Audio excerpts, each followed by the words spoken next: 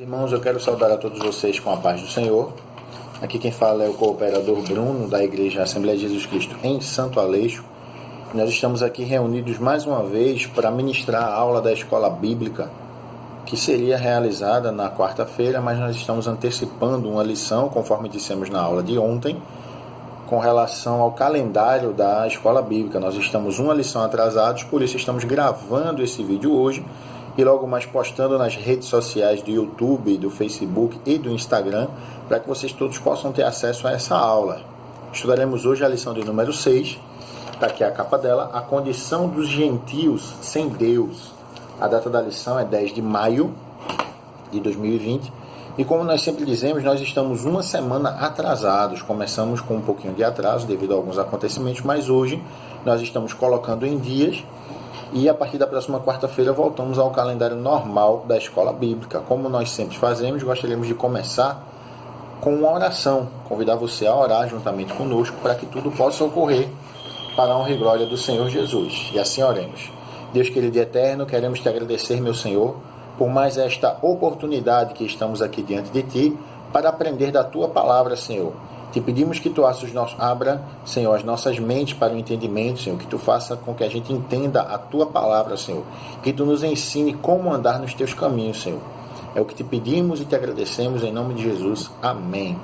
Quero aqui mais uma vez agradecer a presença de todos vocês que estão assistindo esse vídeo e pedir que você divulgue, que você ore por esse ministério, por esse trabalho de escola bíblica, que você divulgue também os vídeos da escola bíblica e dos demais cultos que estamos fazendo online com todos os seus amigos, com todos os seus irmãos, com as pessoas que vocês conhecem.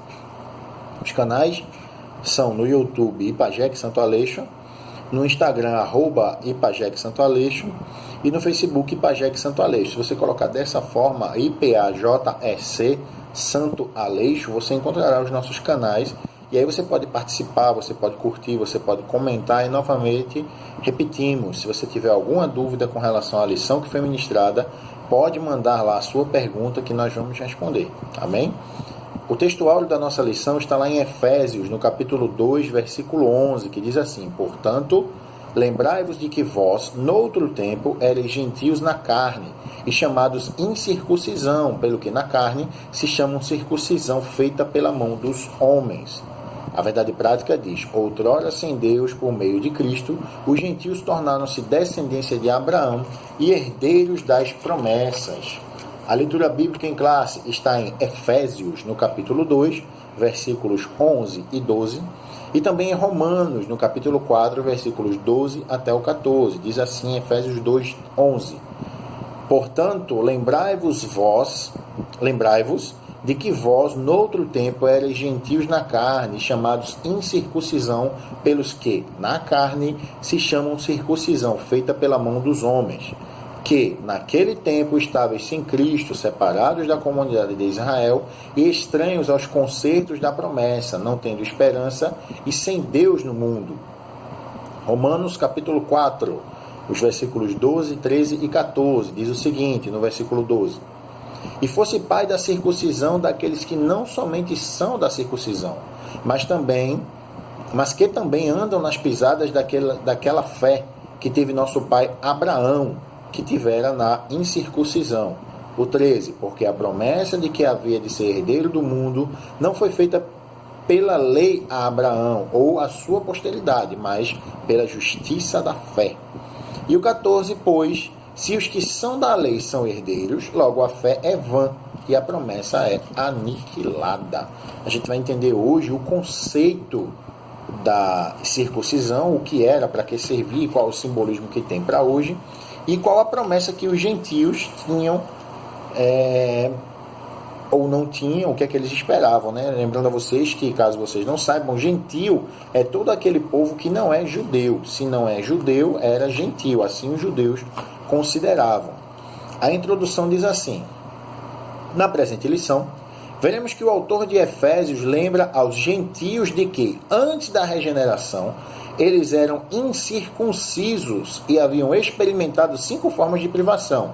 Estavam sem Cristo, separados de Israel, alienados quanto à promessa, sem esperança e sem Deus no mundo. Olha aí, 5 privações. eles sofriam, os gentios. Logo estudaremos cada um desses aspectos. Quando a gente fala em circuncisão, a primeira coisa que a gente lembra é uma passagem bem conhecida da Bíblia, né? A batalha de Davi e Golias, quando a Bíblia conta que Golias todos os dias ia até o exército de Israel e humilhava eles e dizia coisas com eles. E um belo dia Davi foi levar comida para os seus irmãos, pão, queijos e leite, e ele escutou o gigante Golias, que era fariseu, e aí em determinado momento ele disse: quem é esse incircunciso filisteu? Não é assim que diz a Bíblia? Então acho que é uma das passagens mais emblemáticas, que a gente mais lembra quando fala a palavra incircunciso. E aí a gente vai entrar mais um pouquinho nesses detalhes daqui a pouquinho. O primeiro ponto fala sobre chamados incircuncisão. Diz assim, ó: na era antes de Cristo, além de mortos espiritualmente, os gentios eram desprezados pelos judeus e identificados como incircuncisos. Então, o que a gente tem a dizer sobre essa pequena introdução que a gente leu? Quando uma pergunta vem na nossa mente, vem logo um turbilhão de respostas, né? E aí a primeira pergunta que a gente pode fazer, e várias respostas vêm na nossa mente, é uma bem simples, mas de resposta bem complicada. Pergunta simples: o que seria de nós se não fosse Deus? Não é uma pergunta simples de fazer, mas complicada de responder. O que seria de nós? E aí a gente vai lá para a Bíblia, no Salmo 124. Deixa eu só abrir aqui a minha Bíblia. Salmos de número 124, no versículo 1, ele já começa com uma indagação. 124, 1 de Salmo, começa assim, ó: se não fora o Senhor que esteve ao nosso lado, ora diga Israel. E aí ele continua no 2, se não fora o Senhor. Quer dizer que o que seria de nós se não fosse o Senhor?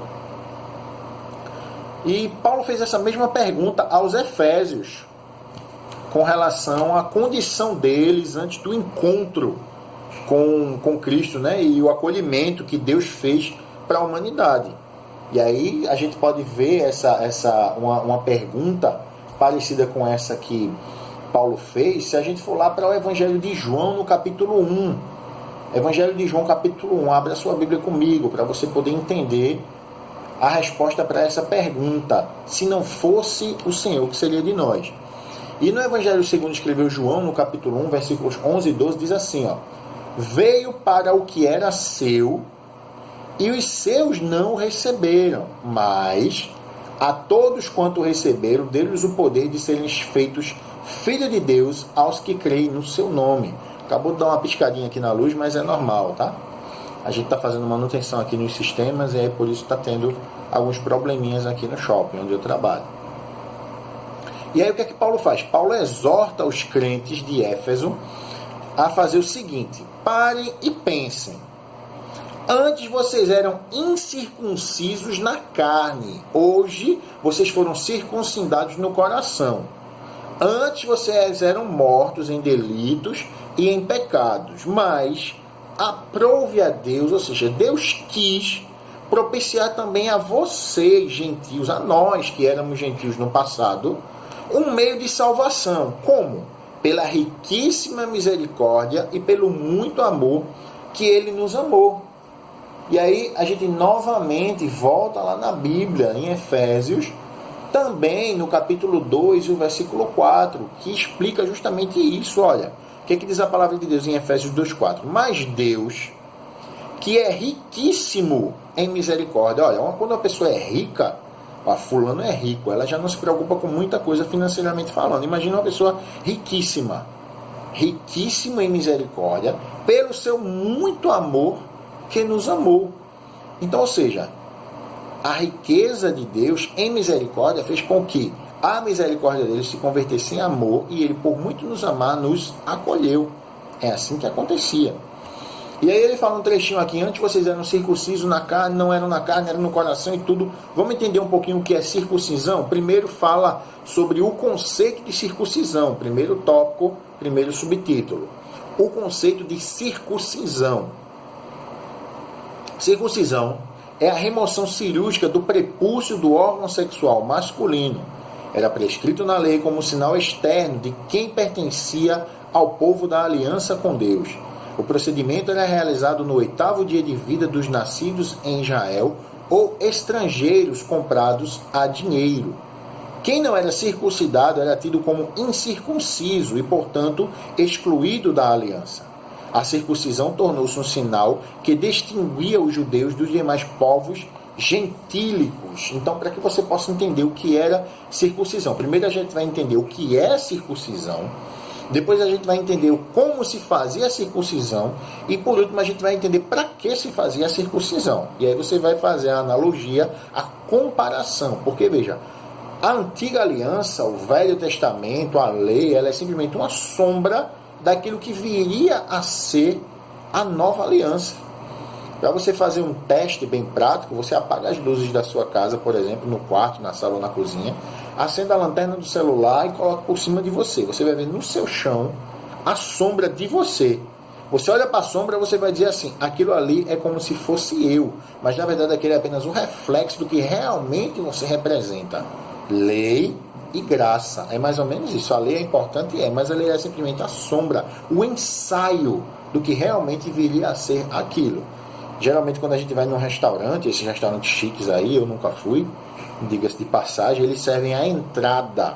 Você come um pouquinho antes de você jantar. Pronto, a lei é como se fosse a entrada e o jantar como se fosse a graça, o tempo da graça. Então é assim que funciona. Era tudo uma amostra daquilo que viríamos a receber lá na frente. Então o que era a circuncisão? Era o ato de, através de uma cirurgia, cortava-se a pele do prepúcio do órgão masculino de todas as crianças no seu 8º dia de vida. Ou seja, nasceu a criança, 8 dias cortava-se o prepúcio, a pele que envolvia o pênis da criancinha. E os estrangeiros que fossem comprados a dinheiro, ou seja, os escravos, né? Eles iam para dentro das casas e era feita essa cirurgia nele, então logo ele chegasse e se acomodasse. Como é que era feita essa cirurgia? Eram pegadas pedras e eram afiadas, uma pedra era passada na outra, para que ela ficasse pontiaguda, formando um tipo de lâmina, e era feita uma cirurgia, um corte mesmo, como se fosse um corte de bisturi, feito com a pedra. A pele era cortada, e a gente vê uma referência lá em Josué. Se você puder abrir sua Bíblia comigo no livro de Josué, no capítulo 5, dos versículos 3 ao 5, ele fala isso, olha. Josué 5, do 3 ao 5, diz assim: Então Josué fez para si facas de pedra e circuncidou os filhos de Israel no monte dos prepúcios. E foi esta a causa porque Josué os circuncidou. Todo o povo que tinha saído do Egito, todos os homens de guerra, já haviam morrido no deserto pelo caminho depois que saíram do Egito. Então, a primeira menção, a primeira vez que a gente escuta na Bíblia falar sobre circuncisão é lá no Gênesis, quando Deus falou para Abraão. Está lá em Gênesis, se você puder ler depois, Gênesis 17.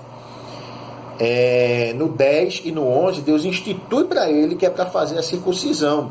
E em Gênesis do 23 ao 27, efetivamente ele faz a circuncisão nele e em todos os seus filhos. Ora, Abraão fez a circuncisão nele, no seu filho Ismael, quando Ismael tinha 13 ou 14 anos, Abraão já tinha 99 anos, então, ou seja, não foi pai de Isaac ainda, porque ele viria a ser pai de Isaac quando ele completara 100 anos. Quando Abraão completou 100 anos, Isaac nasceu. Então, quando ele fez a circuncisão dele, do seu filho Ismael, que tinha entre 13 e 14 anos, e de todos os homens que viviam ali na casa dele, ele fez lá em Gênesis 17, do 23 ao 27. Todos os homens, a partir daquele momento que nascessem no 8º dia, teriam que ser circuncidados. E também os estrangeiros que fossem comprados ao dinheiro. Teve apenas uma exceção, uma lacuna na história, que foi durante os 40 anos em que o povo que saiu do Egito e foi para a Terra Prometida peregrinou por dentro do Egito, do deserto, perdão. Eles não foram, né? E aí a gente pode imaginar por um monte de coisas. Primeiro, as condições do clima, era quente e etc e tal. A questão da higiene, eles não iam ter como se lavar, fazer a higiene dos ferimentos, do ferimento, que é um corte numa área sensível. E o repouso, eles tinham, o homem quando ele fazia a circuncisão, ele ficava em repouso entre 3 e 7 dias. Então, efetivamente, os homens não podiam ficar em repouso durante 7 dias, porque eles estavam no deserto. O deserto era um lugar muito propício a ataques, a assaltos, a saques de meliantes e tudo. Então, eles não podiam se dar esse luxo de ficarem desprotegidos dessa forma e deixar apenas as mulheres agindo assim. Mas assim que eles saíram do Egito, entraram na Terra Prometida, foi uma das primeiras coisas que Josué fez. Josué circuncidou todos aqueles que nasceram no Egito e ainda alguns poucos que vieram, aqueles que nasceram no deserto e ainda alguns poucos que saíram do Egito até a Terra Prometida. A maioria dos mais velhos, por exemplo, Josué, Caleb e os líderes de Israel já haviam sido circuncidados, então não foi necessário fazer nele naquele momento. Segundo ponto, o significado religioso da circuncisão. Já entendemos como era feita. Lembram? A pedra afiada cortava a pele que envolvia o prepúcio, o pênis, das crianças de 8 dias e dos estrangeiros. Vamos ver agora religiosamente o que é que significava. Diz assim: seu significado religioso apontava para a santificação. Como a corrupção e as práticas idólatras estavam fortemente relacionadas com a sexualidade depravada, a circuncisão simbolizava a aliança de purificação requerida ao povo escolhido. Era algo tão sério que os judeus recusavam-se até mesmo a comer com os incircuncisos. Veja como era levada a sério pelos judeus a questão da circuncisão. Então, ou seja, se a gente for falar religiosamente falando, a circuncisão era o que? Era uma analogia, uma comparação com a pureza espiritual e a santificação. Nos 400 anos que o povo ficou escravo no Egito, todo o povo do Egito e os povos de ao redor do Egito, as outras nações de lá de próximo, eles cultuavam deuses pagãos. E muitos desses deuses, as práticas que eles requeriam eram práticas sexuais, práticas homossexuais e até zoofilia, que é a atividade sexual com animais. Para você ter uma ideia, na Grécia Antiga havia uma cultura. O menino, quando ele completava 10 anos, que ele passava da fase de criança para a fase adolescente, entrando na adulto, ele era iniciado sexualmente perante os deuses do panteão grego. Você vê que absurdo eram as atividades pagãs daquela época. Os meninos, isso mesmo, você escutou direito. Os meninos eram molestados sexualmente pelos seus pais ou pelos seus parentes ou ainda pelos anciãos da Grécia Antiga para serem consagrados aos deuses. Olha só, a consagração que a gente faz com as nossas crianças é bem diferente, né? A gente leva para a igreja, os pastores apresentam o menino, consagram ele a Deus e a partir dali a vida dele está entregue a Deus. É muito mais aconselhável, mas era a cultura daquele povo naquela época. Então, ou seja, diante de Deus era inaceitável isso. Porque o que é que Deus dizia? Eu quero fazer do meu Espírito Santo templo e morada no corpo deles. Mas como é que eu vou colocar o meu Espírito Santo para ser morada se eles fazem esse tipo de coisa, se eles têm esse tipo de atitude? Então eu não quero isso.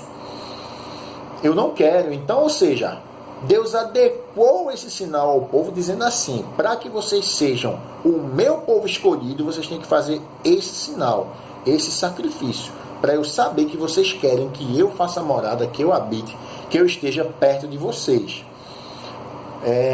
Porque o quê? A espiritualidade e a santidade tinham que caracterizar a sua vida. Você tem que ser espiritualmente santo e tem que ser santo também.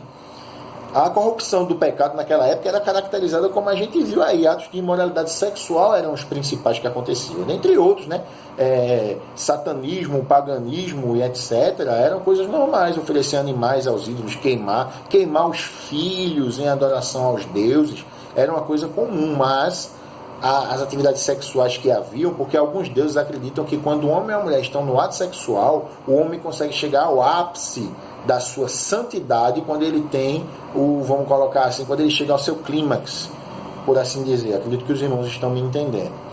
Então Deus exigiu que o seu povo simbolizasse a santificação de suas vidas por meio da purificação de quê? Do órgão que serve para a reprodução da vida. Então é assim que acontecia. Religiosamente servia para isso, para que você mostrasse para Deus que você queria ser puro e qual era a parte que você mais contaminava. Você que eu digo, os pagãos naquela época, eram os órgãos sexuais. Terceiro ponto, a circuncisão do coração. Tinha que cortar um pedaço do coração, irmão Bruno. com a pedra em formato de lâmina? Não, a gente vai entender agora. O apóstolo reconhece que os gentios não faziam parte da circuncisão, mas com uma ressalva. O sinal dos judeus era apenas físico e realizado por mãos humanas. A boa nova que Paulo traz é que a verdadeira circuncisão não se tratava de uma operação externa na carne realizada pelos homens, mas a que foi feita no interior, a que é do coração, cujo louvor não provém dos homens, mas de Deus. Assim, em Cristo, o sinal de quem pertence a Deus não é a circuncisão, nem a incircuncisão, mas sim o ser uma nova criatura. A palavra de Deus, meus irmãos e minhas irmãs, ela é bem clara. Dizer é uma coisa, fazer é outra. Se você puder ler comigo, eu peço que você abra a sua Bíblia comigo, em Mateus, Evangelho segundo escreveu Mateus, no capítulo 7. Mateus, abre a sua Bíblia comigo, eu estou abrindo a minha aqui, Mateus capítulo 7, e você vai ler comigo a partir do versículo 21. Veja o que foi que eu acabei de dizer aqui, ó. Uma coisa para Deus é você fazer, a outra é você dizer. Olha só, Mateus 7, 21. Nem todo que me diz Senhor, Senhor, entrará no reino dos céus, mas aquele que faz a vontade de meu Pai que está nos céus. Olha, presta bem atenção, igreja. Nem todo que me diz, Senhor, Senhor, entrará no reino do céu. Mas aquele que faz a vontade do meu Pai que está nos céus. Não basta dizer, tem que fazer. Atitude é mais do que palavras. É muito mais importante você demonstrar com atitudes do que com palavras. Que palavras o vento leva, como diz o ditado, não é isso? Então, ou seja, o ato da circuncisão naquela época, diante de todo mundo, e principalmente diante de Deus, era o que? Era um ato de aliança para com Deus. Só que isso não impedia que o povo circuncidado deixasse de cometer falhas, deixasse de cometer erros, deixasse de cometer pecados. Da mesma forma acontece hoje em dia. Hoje em dia o que é que acontece? Diante das pessoas, muitos fazem demonstração que servem a Deus, não é?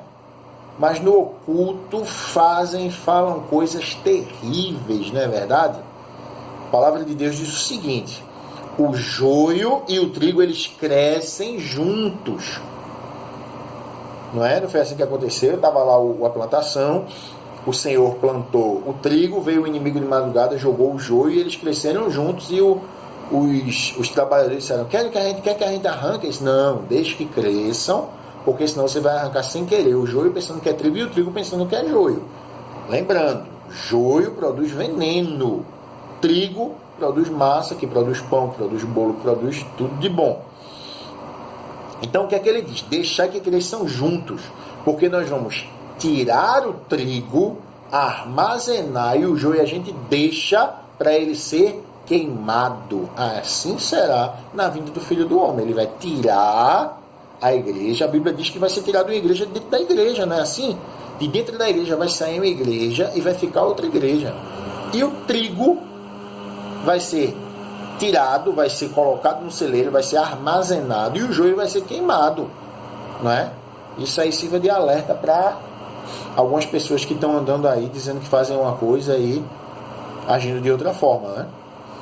Então, ou seja, faz parte do propósito da ordenança de Deus uma coisa, mas na surdina o povo fazia outra.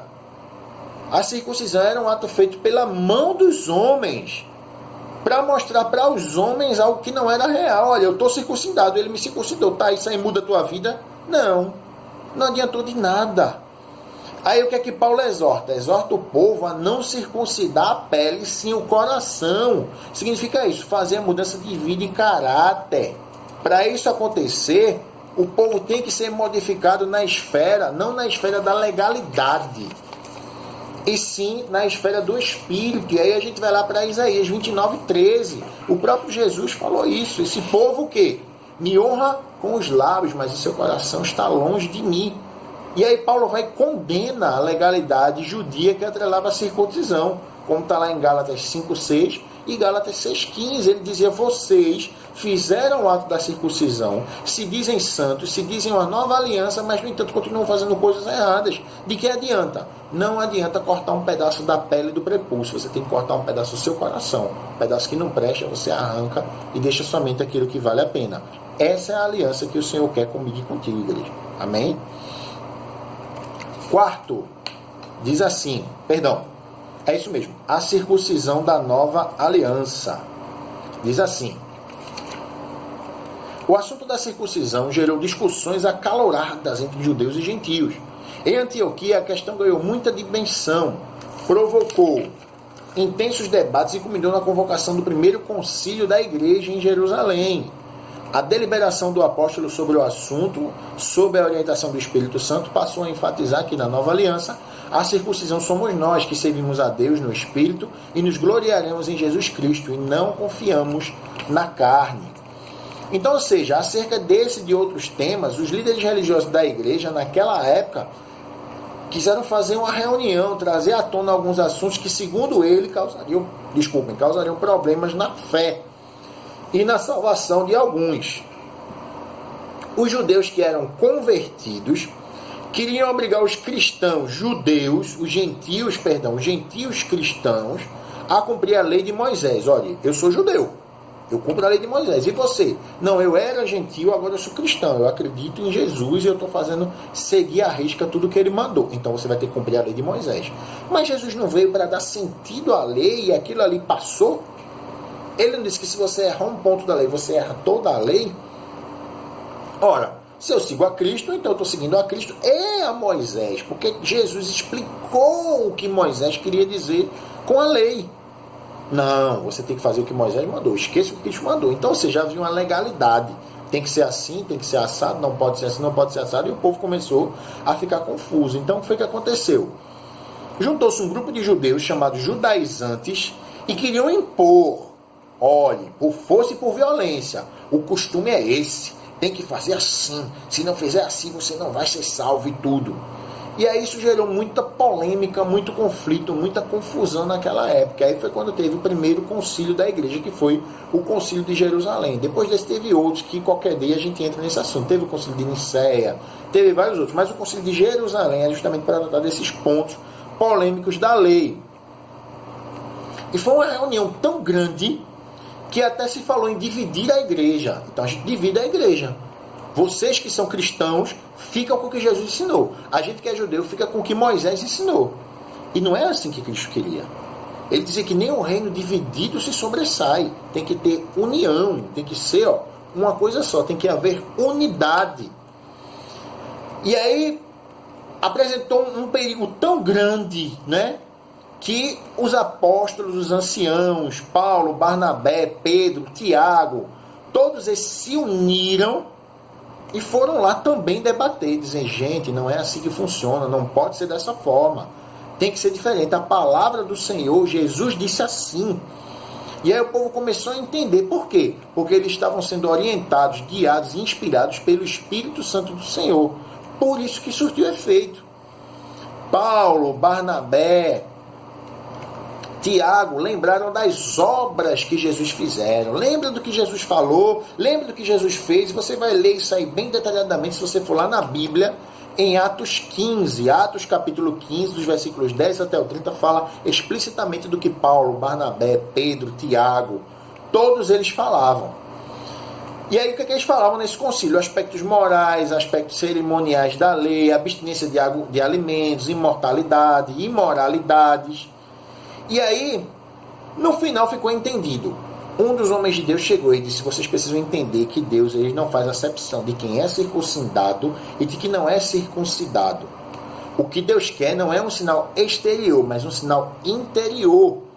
A circuncisão somos nós, que servimos a Deus no Espírito e nos gloriamos em Jesus Cristo. Lembra que Samuel falou lá no passado, lembra que Deus falou para Samuel, quando ele foi ungir Davi como rei, entrou Abinadab, o primeiro, filho de Jessé, certamente é esse. Não, você está vendo o exterior, porém eu vejo o coração. Então não adiantava o homem lá e circuncidar a pele do prepúcio, do pênis, dizer que era santo e continuar fazendo coisas erradas, porque Deus queria ver o coração, se continuava pensando e imaginando. Ora, tudo no processo do coração, os pensamentos, as decisões, as ações, tudo no processo do coração. Se o coração tiver bons pensamentos, bons fluidos, boas coisas, você não vai ser bom. Não é assim que diz a palavra de Deus? Então por isso que Deus queria ver. E essa palavra, ela é boa. Deus observa primeiro o coração. Algumas pessoas vão se preocupar, porque o coração de algumas pessoas está cheio de coisas que não prestam, mas ainda é tempo de você arrancar do seu coração o pedaço, fazer a circuncisão, cortar.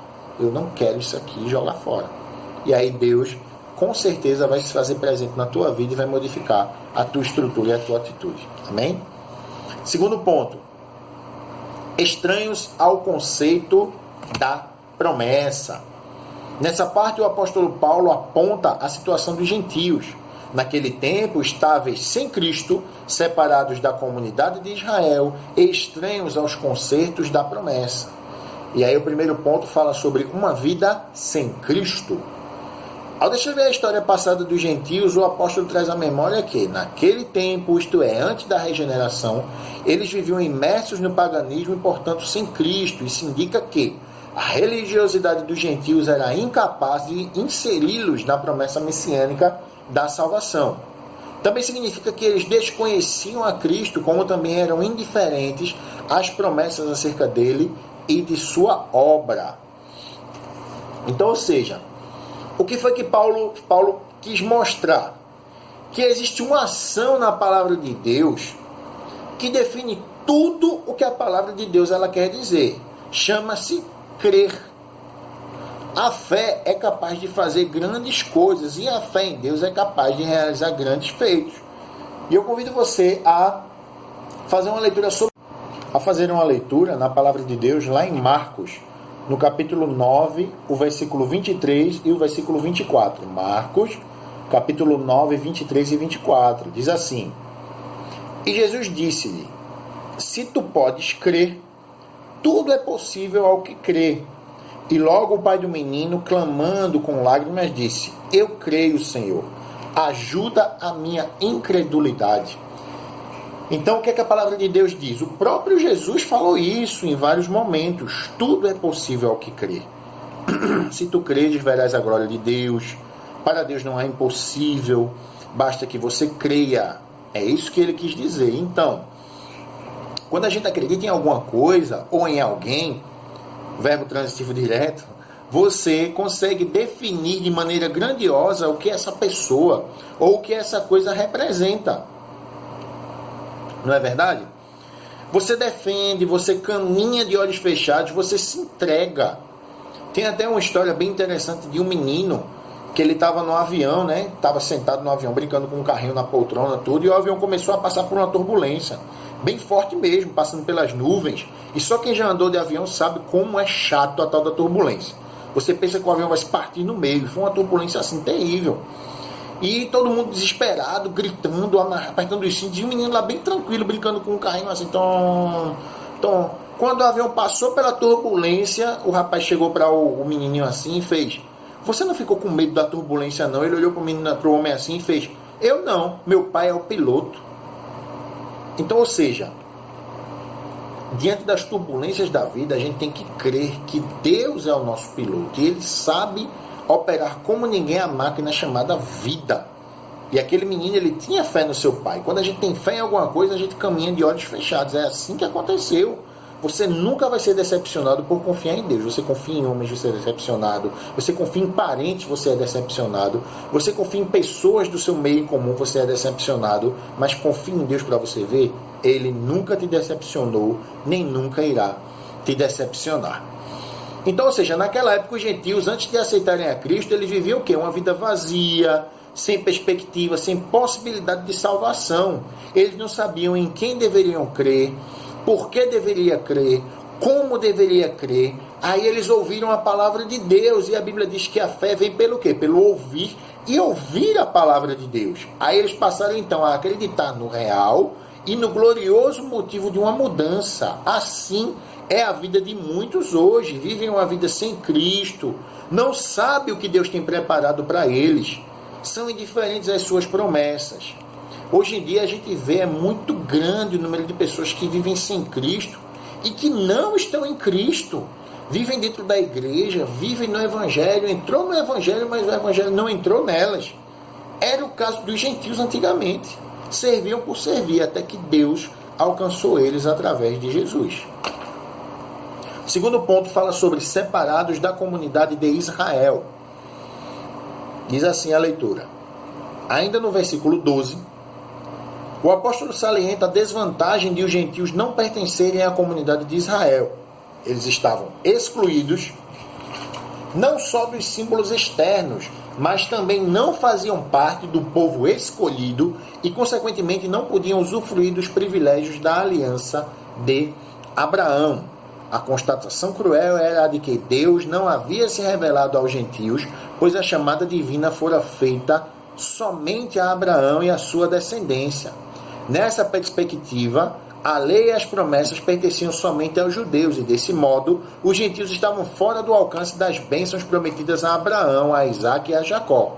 Entretanto, o que os gentios precisavam saber era que, por meio de Cristo, eles também se tornariam descendência de Abraão. Novamente, eu vou repetir para vocês uma coisa que eu sempre repito. Aqui está o meu resumo. Tudo isso que eu estou comentando aqui, com os versículos bíblicos e tudo, está nesse aqui, nesse documento. E eu vou colocar aqui embaixo, na descrição do vídeo, um link. Você, se quiser ler e depois comparar, você pode clicar, baixar para você. Isso serve até de estudo para você futuramente. E se você tiver alguma dúvida, novamente eu repito, coloca lá no Instagram, coloca no Facebook, coloca no YouTube, que, inspirado pelo Espírito Santo, a gente consegue lhe responder. Pedimos ajuda ao pastor Márcio, ao pastor Barbosa, caso a gente não consiga. Eu tenho certeza que a gente vai conseguir esclarecer a sua dúvida, se assim você tiver. Se não ficou claro tudo que a gente está falando. Então, ou seja, naquela época, o que foi que Paulo especificou? Como era desvantajoso não permanecer, não pertencer, não fazer parte da comunidade de Israel. Não pela posição ou pelos dogmas que existiam naquela época, mas porque quem não fazia parte da comunidade não podia receber, não podia usufruir dos privilégios da aliança de Abraão e nem fazer parte do povo escolhido. É o que a gente diz hoje. De que adianta você viver no mundo e não poder desfrutar daquilo que eternamente será reservado para você? É isso que a gente sempre prega. A gente prega o quê? Que Jesus salva, batiza, né? Salva, cura, batiza com o Espírito Santo, prepara e leva para o céu. Não é assim? O que a gente sempre ouvia antigamente, a Assembleia de Deus dizia muito isso, e é justamente esse último ponto, prepara e leva para o céu, que nós temos que ter em mente, que é o que nos está preparado. E era isso que Paulo dizia, né? Vocês precisam ter parte da promessa de Deus, o que Deus prometeu também para eles, para a gente também se alcança. E aí naquela época haviam duas classes de pessoas, né? Os judeus, que eram aqueles que nasciam dentro das tribos e assim eram herdeiros da promessa, e os prosélitos, que eram os que foram atraídos pelos costumes e pela fé e abraçaram a lei mosaica. Os gentios, mesmo que ele aceitasse as leis, eles não eram considerados judeus, somente os seus bisnetos. Ou seja, se eu aceitasse, meu filho não poderia ser considerado digno, o filho do meu filho, o filho do filho, somente a quarta geração depois de mim. Ou seja, filho, neto, bisneto, trineto é que poderia ser aceito dentro da comunidade judaica. Então, ou seja, essa exclusão que os gentios faziam, e detalhe, viu? Só podia ser a quarta geração se todos eles andassem nos caminhos. Se um deles se desviasse, acabou. Por exemplo, eu fui fiel, meu filho foi fiel, o filho do meu filho não foi fiel. O quarto que teria direito não poderia, porque o pai dele foi infiel. Veja como era estreito. Por isso que os judeus não queriam, não acreditavam que houvesse chance, porque eles tinham que levar aquilo e muitos deles já haveriam morrido e não iam alcançar isso. Então era bem complicado. Até um muro os judeus chegaram a levantar para impedir o acesso dos gentios ao templo. Já imaginou isso? Dentro da igreja tem uma divisão, aqui só fica aqueles que são dignos, aqui ficam os indignos. Veja que coisa terrível. Era assim que acontecia naquela época, o tratamento dos judeus com os gentios. Então o que é que a gente deve lembrar sempre? Quem nós éramos, de onde viemos, para que as nossas atitudes não provoquem esse tipo de segregação, de separação e apostasia diante dos irmãos. Porque o que é que acontecia? Os judeus não queriam saber de Cristo por conta do tratamento que os judeus davam. Então como é que um gentio ia seguir a Cristo se ele era maltratado por um judeu, se ele era colocado de lado, se havia um preconceito? Então aqueles se desviavam, não abraçavam a fé por conta de alguns. Então é preciso que a gente tenha cuidado com as nossas atitudes. Lembrando, a Bíblia diz que nós somos como cartas vivas que muitos vão ler, ou seja, muito do que as pessoas vão conhecer de Jesus parte daquilo que a gente é. As pessoas olham para a gente como exemplo. Você pensa que não, mas enquanto você está andando na rua, alguém está olhando as suas atitudes e está dizendo, olha, lá vai o irmão, lá vai a irmã. Então, muito cuidado como você anda, de que forma você anda e o que você anda fazendo. Amém? O terceiro fala sobre alienados aos pactos das promessas. Diz assim, uma vez separado da comunidade de Israel, os gentios desconheciam totalmente os vários pactos que Deus estabelecera com os patriarcas israelitas. Esses pactos giravam em torno da grande promessa do advento do Messias. Dentre eles, o pacto abraâmico, o pacto mosaico, o pacto davídico. Esses pactos eram reiterações da promessa messiânica. Os gentios não tinham noção deles e, por conseguinte, estavam alienados de qualquer promessa ou esperança messiânica. Agora, uma vez regenerados em Cristo, é revelada a grandeza do amor divino. De alienados da promessa por meio do sangue de Jesus, os gentios tornaram-se herdeiros da maravilhosa promessa. Então, ou seja, eu queria convidar vocês a ler comigo em Gálatas. Gálatas. Você vai ler comigo no capítulo 3 e o verso 29. O que é que ele diz em Gálatas 3, 29? Diz assim, e se sois de Cristo, então sois descendências de Abraão e herdeiros conforme a promessa. Então qual era a principal linha de raciocínio dos judeus? Na cabeça dos judeus funcionava da seguinte, somente o povo de Israel, aqueles que foram escolhidos desde Abraão, seriam herdeiros das promessas de Deus. Mas aí Deus, em sua onisciência e bondade, ele enxergou adiante, porque Deus ele sempre olha além da curva. Deus pensou assim, como é que eu posso deixar alguém de fora? Se todos são meus filhos, se fui eu que criei todos a minha imagem e semelhança, por que eu vou fazer separação? Desculpem.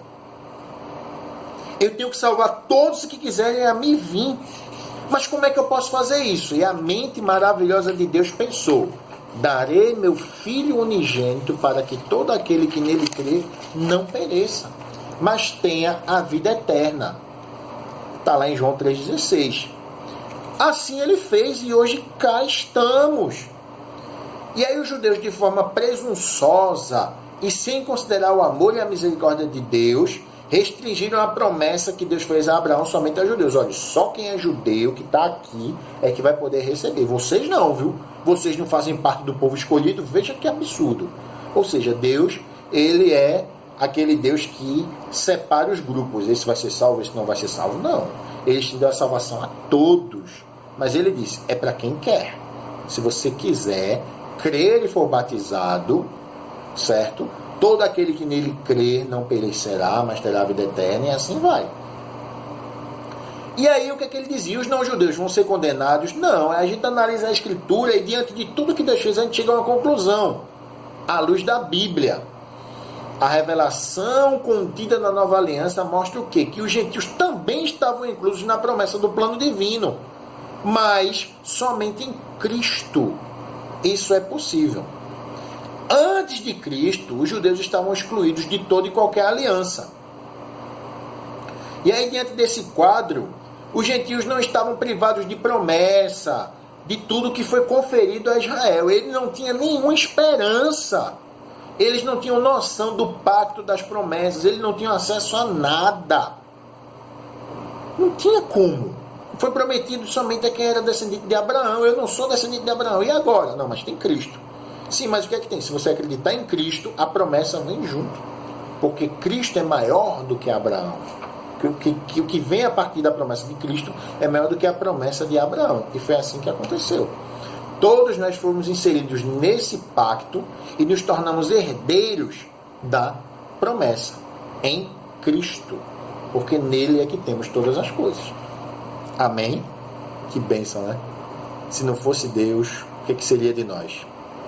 chegamos ao terceiro ponto, terceiro e último, que fala sem esperanças e sem Deus. Era assim que o povo vivia. Diz assim, ó. Agora Paulo passa a descrever a situação dos gentios que viviam não tendo esperança e sem Deus no mundo. Diz assim o tópico 1. Desprovidos de esperança. A palavra esperança traz a ideia de confiança, e nas Escrituras o seu principal uso está ligado à confiança nas promessas divinas. Podemos afirmar que os gentios eram desprovidos dessa esperança por causa da parte da filosofia grega que descartava a possibilidade de uma vida além túmulo e que, consequentemente, pudesse ser ditosa. Além dessa questão, embora Deus tivesse decretado incluir os gentios no plano da salvação, eles mesmos ignoravam essa promessa e por isso não tinham em que sustentar qualquer esperança. Como a esperança é a âncora para a alma, os gentios desprovidos dela padeciam de medo e incertezas.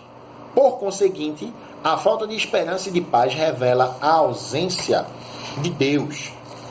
E aí, o comentário: esperança também significa confiança, não é isso? Na Bíblia, o principal uso de confiança que a gente tem é o quê? Nas promessas divinas. E aí a gente olha para um mundo de degradação que a gente vive, com todos os seus pecados, com todo o sofrimento, com toda a morte. A humanidade precisa de uma esperança infinita. E quem é que pode conseguir isso? A fé em Cristo. Só ela pode proporcionar isso. A única esperança que a gente enxerga para esse mundo é Deus. Porque, veja, nações se unem para acabar com a fome. Consegue? Não. Nações se unem para acabar com as doenças. Consegue? Não. Nações se unem, fazem planos, pactos e etc. para acabar com a violência. Conseguem? Não. Porque só quem pode dar jeito é Deus. Não existe ninguém que consiga modificar a estrutura desse planeta senão o Senhor. Então a única esperança que nós podemos ter, que nós podemos colocar na nossa mente que possa vir a existir, é uma esperança viva em Cristo. Então, ou seja, os gentios eles não tinham esperança de Israel, nem a revelação do Deus de Israel, porque eles não tinham acesso a nada. E aí eles mergulharam numa incerteza, numa condição de escuridão espiritual. E agora? O que é que vai ser de nós quando a gente morrer? E aí tem as contradições da filosofia pagã. Morreu, acabou, vai ficar no escuro para sempre. Não tem o que fazer. E aí eles depositavam a fé nesses deuses gregos, romanos, no panteão. Mesmo Deus tendo decretado que incluía os gentios no plano da salvação, eles ignoravam esse fato. Eles não conheciam, por consequência, as promessas de Cristo. Porque ele suscitar a esperança como? Não tinha quem ensinasse a eles. Por isso que naquela época tantas multidões iam seguir a Cristo, porque ele ensinava de uma forma que eles diziam, realmente faz sentido. E os judeus não ensinavam dessa forma, diziam, você não. Você tem uma ideia, o preconceito dos judeus era tão grande, se uma pessoa não fosse circuncidada, não podia sentar na mesma mesa que eles, não podia estar no mesmo ambiente que eles. Imagine se eles iam pregar a salvação para esse tipo de pessoas. Aí veio Cristo e quebrou esse paradigma. Fez com que esse povo, que antes não tinha esperança, antes não tinha expectativa, buscava de dia e noite ele em vários lugares. A Bíblia diz que era de dia e de noite, as multidões atrás de Jesus, porque escutavam nele palavras de vida, palavras que faziam eles se sentirem vivos por dentro. E ele dizia, quem tem sede vem a mim, e o povo ia aos milhares. Sermão do Monte, 5.000 homens, fora mulheres e crianças. Cada homem tinha no mínimo uma esposa, e cada um tinha no mínimo um filho, e aí?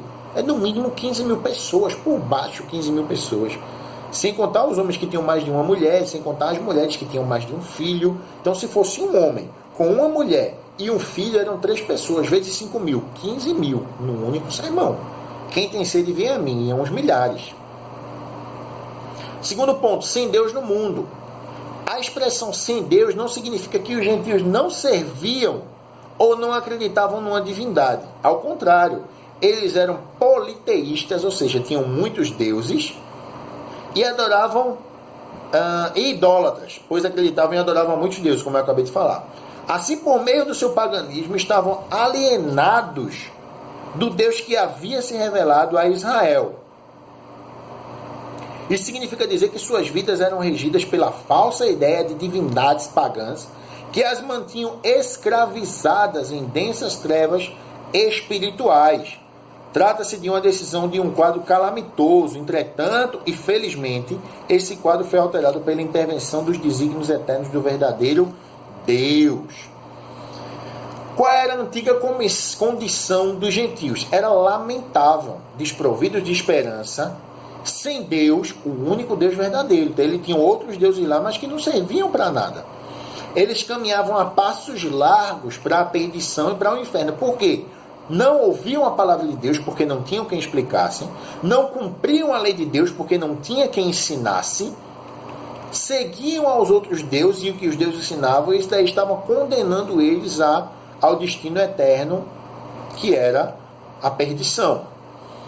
Eles faziam rituais para os deuses, sacrificavam animais, faziam oferendas de alimentos, faziam oferendas de doces, faziam oferenda de seus filhos em sinal de devoção e adoração e obediência. Se aparecesse um Deus, vamos supor, um sacerdote de um dos deuses pagãos, dissesse: o Deus fulano quer 10 virgens. Eram pegas 10 meninas, 10 moças virgens, e essas eram sacrificadas para saciar a fome desses deuses. Mas quando eles precisavam que esses deuses agissem em benefício a eles, nem sempre, nunca aconteciam. Eles nunca alcançavam o que eles queriam, mas eles tinham que fazer exatamente o que os deuses queriam, ou seja, o engano que Satanás provocava na vida deles. E aí, os gentios viviam frustrados.